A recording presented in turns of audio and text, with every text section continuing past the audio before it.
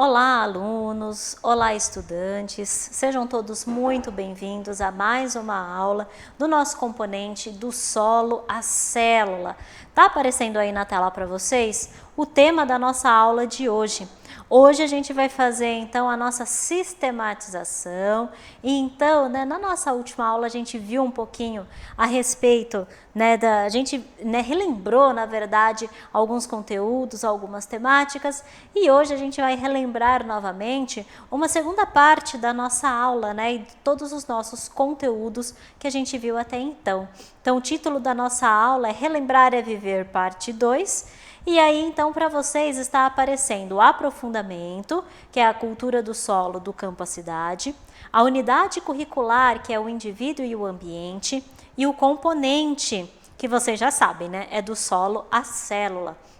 Eu sou a professora Priscila, que estou acompanhando aí vocês, então, nessa jornada pelo solo, pela célula e por todo o nosso componente, principalmente a questão da alimentação. É algo que a gente vai ver bastante hoje. E aí, gente, para vocês, estão aparecendo também aí as habilidades.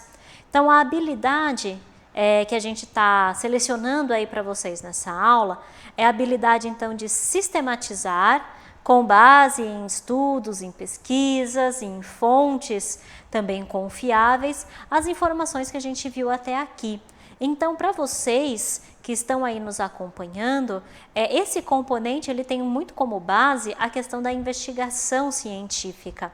Então, tudo que a gente for falar durante a nossa aula vai ter como base a questão da investigação científica. Por isso também a gente selecionou o tema e o eixo estruturante de investigação científica.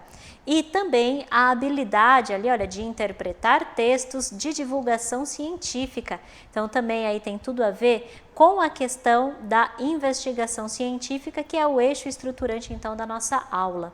O objetivo da nossa aula de hoje é justamente discutir, por meio de uma rotação por estação, a evolução da nossa alimentação. Na nossa última aula, a gente já discutiu um pouco a respeito da questão aí da composição do nosso corpo, principalmente, e hoje a gente vai dar continuidade, discutindo e relembrando alguns temas que a gente já viu na nossa aula, tendo aí como base uma metodologia que é a rotação por estação. E aí, gente, vamos então relembrar a nossa última aula. Na nossa última aula, dentro da rotação por estação, a gente fez aí uma abordagem de um determinado conteúdo de diferentes formas. O nosso conteúdo que a gente abordou então na nossa última aula foi justamente a questão da composição do nosso corpo. Então a gente viu um vídeo a respeito dos elementos químicos, um mapa mental, onde a gente viu nesse vídeo o que se tratava, o que era então os elementos químicos, como que a gente conseguia representá-los, como que eles estavam dispostos na tabela periódica.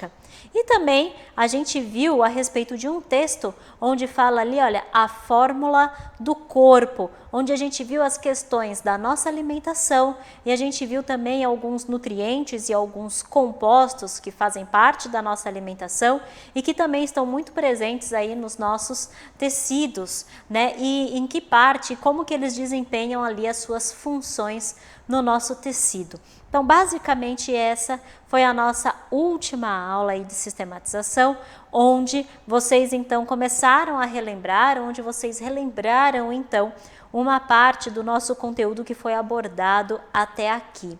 E hoje, então, a gente vai continuar relembrando, então, o nosso conteúdo e justamente na questão da evolução da nossa alimentação.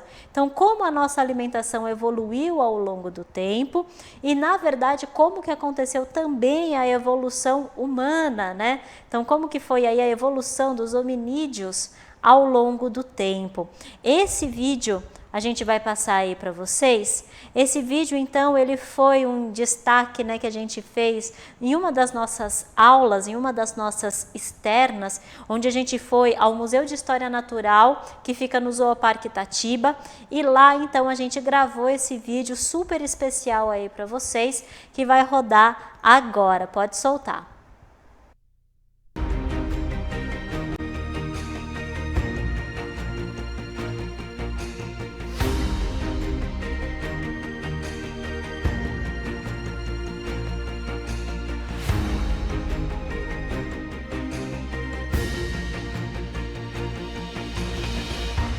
Olá, pessoal, né? Hoje a gente está aqui, olha, no Museu de História Natural, aqui no Zooparque Itatiba. E se vocês forem ver, né, a gente tem aqui uma infinidade de coisas para apresentar para vocês. Só que hoje a gente vai falar um pouquinho a respeito aí da evolução humana. E para falar também a respeito disso, a gente está aqui recebendo a técnica, né, e bióloga que trabalha aqui no museu, a Camila, né, Camila? Tudo bem? Tudo bem, seja muito bem-vinda à nossa obrigada. aula. E aí, né, Camila, já iniciando aí então a respeito da evolução humana, a gente tem aí o nosso primeiro representante, né, que ele tá aqui, olha só. Isso mesmo, esse daí é o Ardipithecus ramidus, é um nome difícil, mas a gente apelidou ele de Ardi.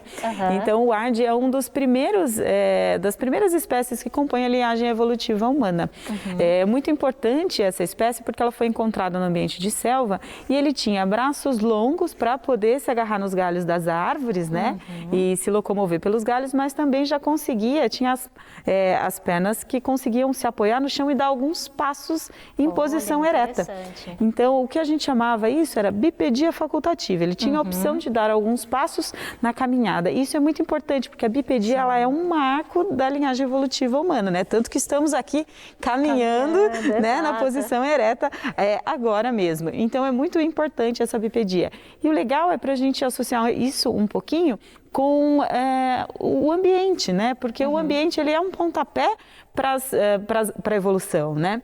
Então a gente tinha essa espécie como ela que tinha essa bipedia facultativa, mas conforme o ambiente foi deixando o clima mais seco, surgiram as savanas, as próximas espécies já tinham aí a bipedia ainda mais desenvolvida, né? Que a gente vai ver depois. Exato, né? E aí a gente está aqui também, olha só, né? Nesses representantes fósseis aqui, né? E justamente o fóssil ele é uma evidência da evolução, é uma evidência científica. Só que a gente não pode, né, achar que os dinossauros conviveram junto com Isso mesmo, eles estão pertinho aqui porque eles estão aqui dentro, né? Estão muito distantes na linha do tempo, mas vale, o princípio é o mesmo. Então são registros de que esses animais existiram, né? Essas espécies estavam aí, viveram no planeta Terra e hoje a gente vai encontrando esses registros fósseis e tem muito para aprender, inclusive sobre a nossa linhagem, que é a linhagem evolutiva humana. Exatamente, e aí a gente vê inclusive os crânios, né? Os crânios que nada mais são também do que registros fósseis, né, daquela época, né, Camila? Então, se a gente for ver aqui, por exemplo, olha, a respeito dos crânios, o que a gente pode ver e encontrar de diferenças? Bom, aqui a gente tem crânios de algumas das espécies, né, que fazem parte da linhagem evolutiva humana e a gente consegue perceber como são diferentes, né? Porque a gente tem desde espécies que tinham uma caixa craniana bem pequenininha até chegar na nossa aqui em cima, que já é bem maior, né? E isso tem muita influência no comportamento da espécie, porque conforme os hábitos foram mudando, né, dessas espécies, a caixa craniana foi aumentando, então a nossa capacidade de se comunicar, né, de procurar alimento, de se dispersar por aí, tudo isso foi influenciado muito. E é claro, né, cada ambiente pedia, né, das espécies coisas diferentes e aquilo, né, adaptação, a capacidade de se adaptar a mudanças é o que faz as espécies aí serem selecionadas e chegamos no ponto da evolução. Exatamente, na nossa linha evolutiva, né? E a gente vê justamente ali os macacos, né? E muitas vezes a gente pensa assim, nossa, mas se existe ainda macaco, como que os seres humanos surgiram dos macacos, né? Se ainda existe macaco, né? E isso muitas pessoas acabam confundindo mesmo, né? E assim, na verdade, nós temos um ancestral comum aos símios. Então, tinha uma espécie que dessa espécie surgiram como se fossem duas linhagens, é uma bifurcação. Então, uma linhagem deu origem à linhagem evolutiva humana, até chegar na gente, e a outra deu origem à linhagem evolutiva dos outros primatas, como os macacos. Então, é um ponto comum, mas duas coisas completamente diferentes. Nós temos milhões de anos de evolução aí, milhares de anos de evolução, e os primatas, os outros primatas, também, como os macacos, também. Então, são linhagens diferentes, né? Exato. E aí, durante, né, a linha do tempo, a gente vai vendo aí também, né, a evolução humana. Então, no Homo habilis, né, que ele começa a utilizar as ferramentas, no Homo erectus também, nessa questão de controle aí do fogo, né? Até a gente chegar no Homo sapiens e antes, né, no Homo neanderthalensis, né, nesse caso. Isso mesmo. Então a gente tem essa linha, e essa linha do tempo é para deixar talvez um pouco mais didático de explicar que eram espécies diferentes. Mas não é uma linha reta e única, era um mosaico, porque muitas espécies existiram ao mesmo tempo. Então, ao mesmo tempo que já tinha aqui Homo sapiens, tinha homens de Neandertal também. Então eram espécies que ocupavam aí até mesmo ambientes próximos, mas algumas, como o homem de Neandertal, deixou de existir, e a outra, como a nossa, estamos aí até hoje, né? Exatamente. Inclusive, né, aí a gente tem aqui, né, como esses homens migraram, né? Isso mesmo. Então, a linhagem evolutiva humana, ela surgiu no continente africano mesmo, que é o berço, né, da linhagem humana. E aqui na região da Tanzânia, algo aconteceu muito interessante, porque muitas espécies surgiram dali e dali elas começaram a se dispersar. Então, um marco muito interessante é o Homo erectus, né, que foi a primeira espécie da linhagem evolutiva humana a deixar o continente africano e começar a se espalhar por aí. Depois outras também foram saindo. E é muito bacana que a gente começou a explorar outros pontos, né, outros continentes que antes a gente não chegava. E hoje, né, nós, o Homo sapiens, acabou aí dominando e se espalhando pelo mundo todo, né? Exatamente, né? Então, olha só, gente, aqui no museu a gente tem um montão de coisa ainda para ver, né? Eu ainda vou ficar aqui passeando um pouquinho, vendo ainda mais as coisas que tem no museu. Camila, gostaria muito de agradecer a sua participação. E aí, pessoal, a gente se vê na nossa aula, tá? Até mais!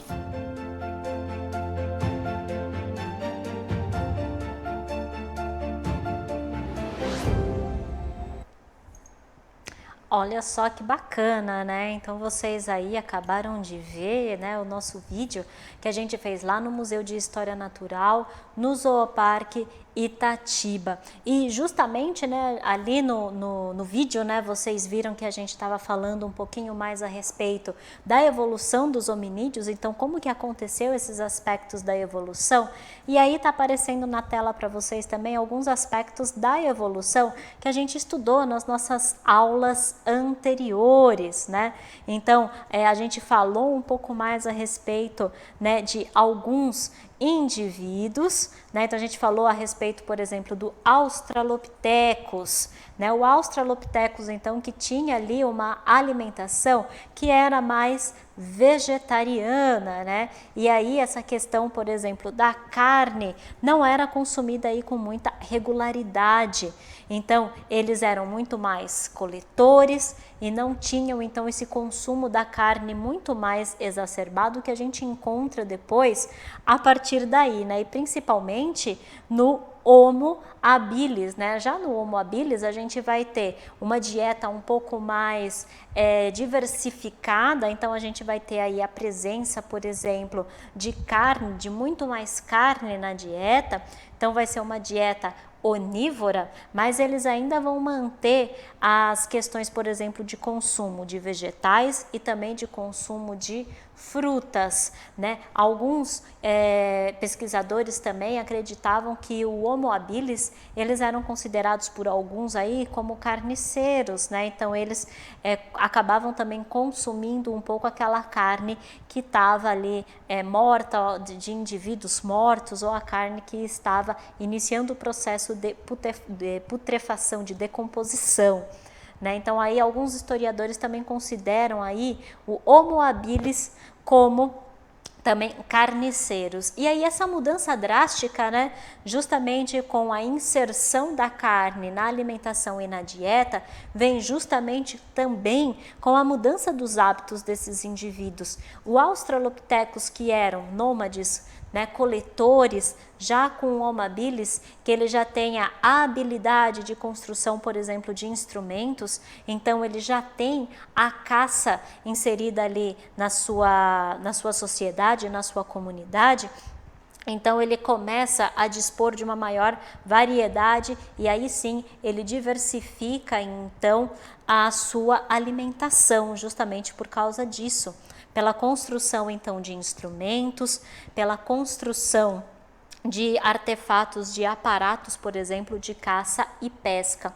E aí a gente entra no Homo erectus. Com o Homo erectus, por exemplo, a gente já tem a descoberta, né? A gente já tem a descoberta do fogo.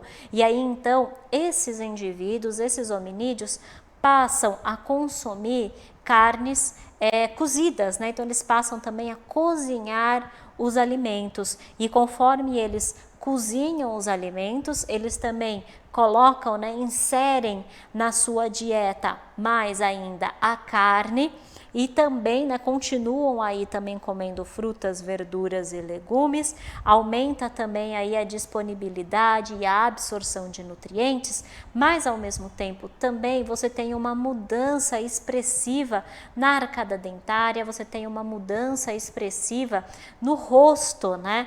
Com a inserção da carne e de alimentos que são cozidos, então o rosto desses hominídeos sofre uma modificação. Então eu tenho, por exemplo, os molares, né, e os incisivos também vão perdendo um pouco mais ali a sua função. Eu tenho, por exemplo, a questão dos ossos que estão presentes no rosto, então os ossos da mandíbula também apresentam uma queda ali na robustez, assim como na questão também do esqueleto. Então esses animais diminuem também o seu crescimento, diminuem de tamanho e diminuem também a questão da robustez do seu esqueleto. Então, num primeiro momento, apesar da gente ter essa modificação na alimentação, apesar da gente ter uma alimentação mais variada, com isso vem uma série também de modificações no biotipo, né, desses hominídeos. Então agora esses humanos, né, esses hominídeos passam a comer alimentos que são mais moles. Então a mandíbula e toda a arcada dentária também sofre uma modificação por causa disso.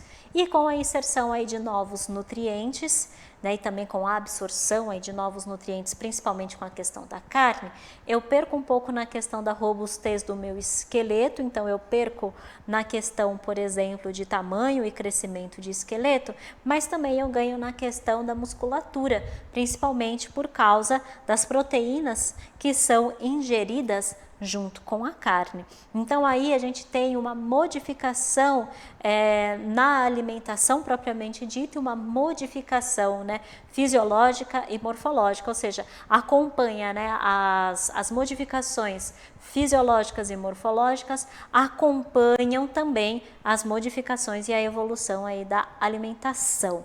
Então isso a gente viu, né, nas nossas últimas aulas, né, a gente falou um pouco mais a respeito disso.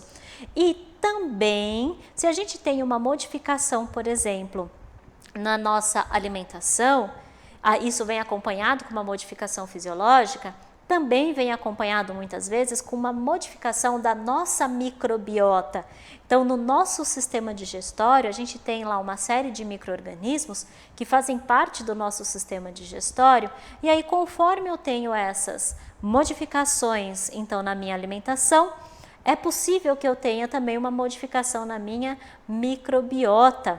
E para falar um pouquinho mais sobre isso, né, vocês alunos, vocês podem acessar aí na casa de vocês, né, ou vocês também professores que estejam aí nos assistindo, também podem acessar aí na casa de vocês ou na escola esse texto, que a gente vai fazer uma análise geral a respeito dele. O texto, né, tem o título As fascinantes revelações do estudo de bactérias que povos isolados carregam no corpo. Estão aí para vocês no material, então, disponíveis o link desse texto e também o QR Code para vocês darem uma olhadinha, lerem com mais calma, com mais atenção, e a gente vai falar um pouquinho a respeito desse texto, porque justamente a gente tem, né, com a evolução da alimentação, a gente tem também uma modificação na nossa microbiota, né, ou seja, nos micro-organismos que habitam então o nosso corpo, que fazem parte, por exemplo, da nossa flora intestinal. E aí, o que seria então essa microbiota, né? Esse texto ele relata justamente o trabalho e a pesquisa desenvolvida pela professora Maria Glória Domingues. Ela é professora na Rutgers University em New Jersey e ela estuda comunidades indígenas e principalmente aquelas comunidades indígenas isoladas. E a partir então dos seus estudos nutricionais, né, que ela realizou nessas comunidades, né, então ela desempenhou e realizou diversos estudos nutricionais nessas comunidades indígenas isoladas, ela ficou com aquela pergunta pairando no ar: como é possível que as pessoas dessas comunidades tenham tantos parasitas e sejam assintomáticas? Então essa foi a pergunta de trabalho da professora Maria Glória Domingues. Porque justamente ela, com os seus estudos, ela conseguiu verificar que essas comunidades isoladas, elas apresentavam uma quantidade muito maior de parasitas no interior do seu corpo, em relação, por exemplo, a outras comunidades não isoladas.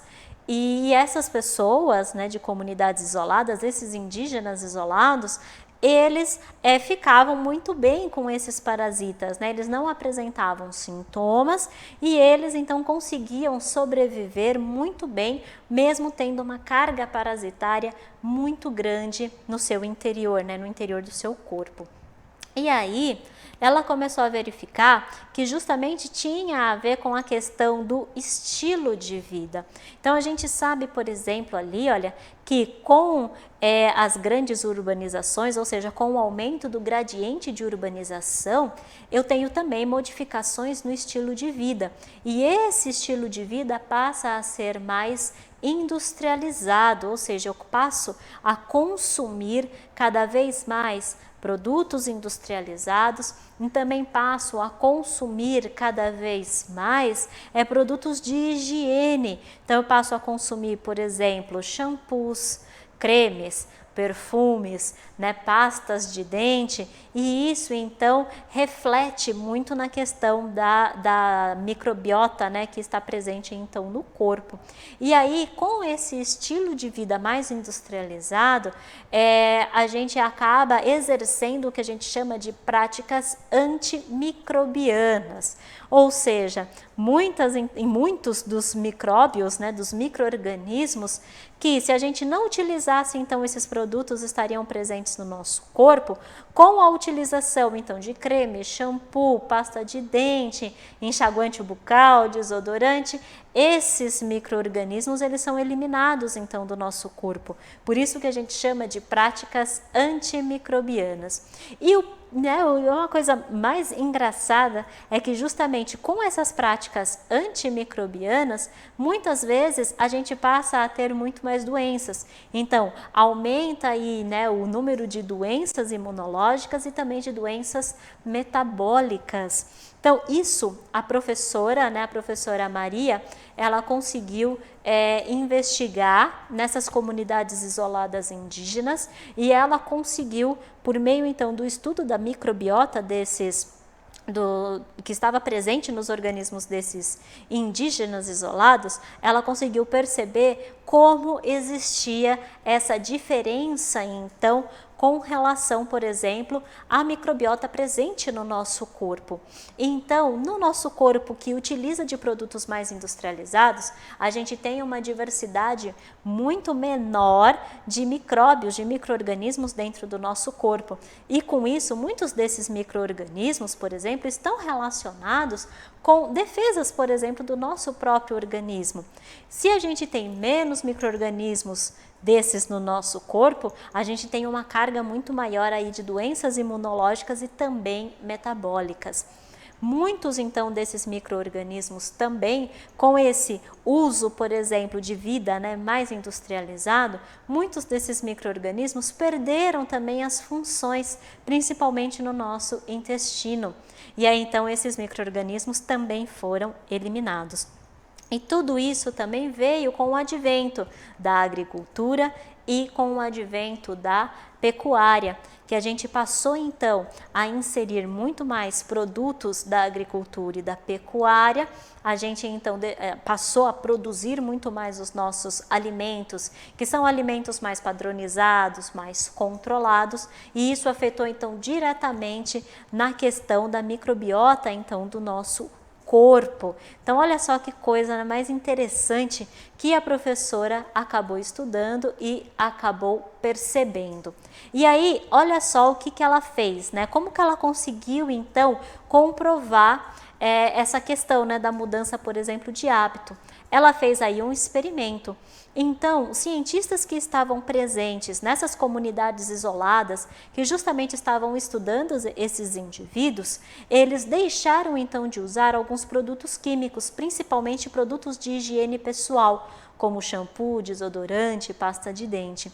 E aí eles perceberam, né, que esses cientistas já adultos, eles não adquiriram uma maior diversidade da microbiota local. Só que as crianças desses cientistas que estavam ali acompanhando os seus pais nessa jornada, eles também participaram então desse experimento, e aí eles perceberam que as crianças, sim, elas sim apresentavam então uma mudança ali de hábito e principalmente uma mudança da microbiota, se aproximando então da microbiota presente, né, no organismo desses indígenas isolados.